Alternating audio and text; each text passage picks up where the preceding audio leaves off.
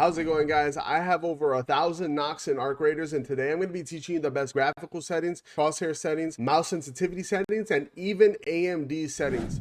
Stay tuned. Now that we're here in the graphic settings, the first setting we're going to see is Windows mode. We're going to have this on borderless just because it makes it a lot easier to tab out, especially for me. I stream, so being able to tab out, do what I got to do off the center screen is going to be very helpful for me.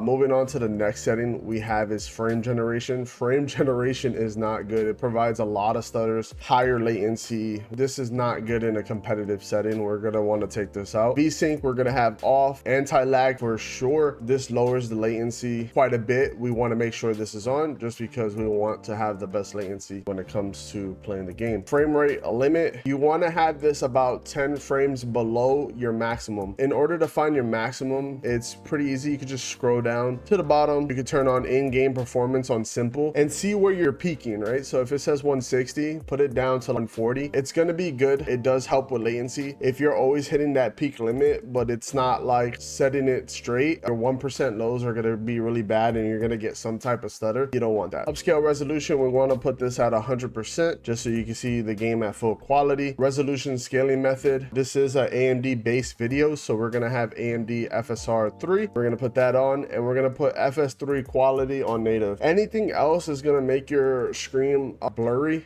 which is going to be terrible. You don't want that. If for whatever reason you do have to lower it just because you can't get the highest amount of frames you want, you can, but I wouldn't recommend it. I would try to run it with native AA. Moving on to the next one, field of view, we're gonna have this at 80. This allows us to see more of the game, peek around corners better before we even make a play that we want to. So we're gonna wanna have that at 80. This is not a NVIDIA based video, so we're gonna have that on static. And pretty much on the quality settings, we're gonna have everything on low.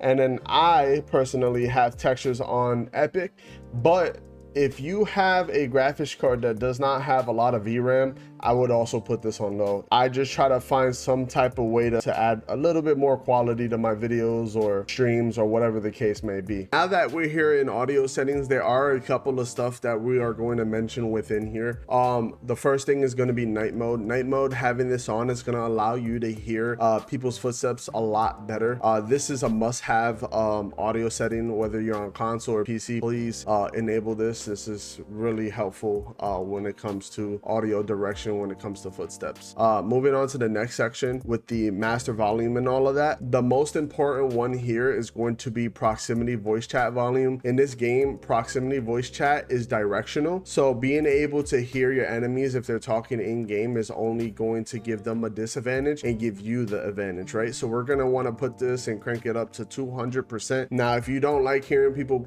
you could turn it down, whatever the case may be. But to me, it's a huge factor, especially that people like to talk in this game. They like to troll, they like to do whatever they want. This is going to help you with that. Everything else on this page, honestly, is at default. You can do whatever you want. My volumes are set based off of my headphones. My headphones get really loud just because I have a DAC amplifying the volumes and all of that. A whole bunch of audio settings. There is one hidden settings within Windows, so if you would like to see that video, please leave a comment down below and tell me if you want that additional settings, because that is an advanced one and I do have to explain how to do it thoroughly. Now we're in mouse and keyboard. For my mouse, I run a 1600 DPI with 1000 Hertz. In this game, 1000 Hertz is going to be the best for your mouse. It gives you the best latency. Alongside with having a higher DPI, I know most people, they run lower, like 800, 400, but the aim training community found out having a higher DPI and a lower sensitivity in game is actually better for your latency in terms of the mouse. That being said, I run a 1313 horizontal to vert with 100% on zoom and scope. The reason why we do this is that we keep the consistency of moving. So I'm able to look around, turn around and all that, and as soon as I aim in, it's still the same. So if I need a flick here, flick over there, it doesn't matter, right? But essentially it doesn't matter. It literally doesn't matter. You're able to keep that accuracy fresh, build that muscle memory, just so that you can become better as a player and improve on your skill. And that's why we run it. Now we're finally at the crosshair settings. To the left, there's going to be two examples. The very top one is going to be showcasing in-game crosshair settings, just for anyone that doesn't use a monitor with a dot or use a third-party program like HUD. Essentially, that's how you're gonna get the best crosshair setting.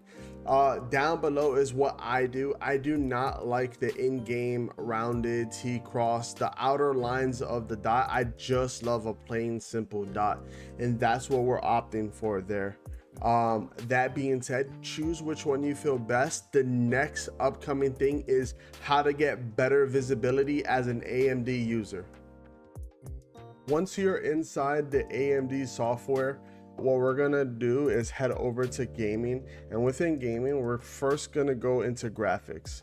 Now in graphics, we do have a couple of settings that we're going to be changing in here. The first thing is we're going to make sure anti-lag is on. This is just so we can further improve latency, get that as low as possible. We have image sharpening. I like to run this value at 80, especially if you don't have a monitor that helps with sharpening. I have this set to 80, and then it gives you visibility. Better visibility means more kills. That being said, moving down to anisotropic filtering, we have that enabled, and we put this at 2 times just so we can get more performance. The next one is texture quality. We have this set at performance. Surface format optimization, we have this enabled, and then for tessellation mode, we have that at AMD optimized. So that's going to be for your graphics on the AMD software. If we head over to games and go into arc raiders, we're going to make sure this is on global just so it can utilize all the settings we just put in. On this right side, which is the most important side, we're going to enable custom colors and color temperature. So these values you're not going to be able to see too good, but what we're going to do is have that pop over to the side just so that you can get that copied. But essentially, you're going to want to go in game, test it out.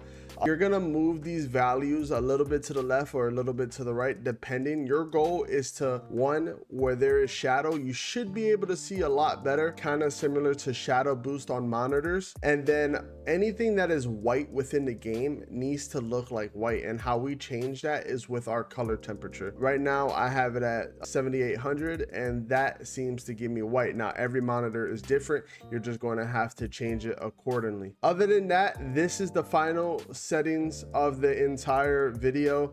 If you did enjoy this video, please leave a comment down below. Tell me what you like. Tell me what I did right. Other than that, I'll see you next time. I got a video coming out on Monday. See you then.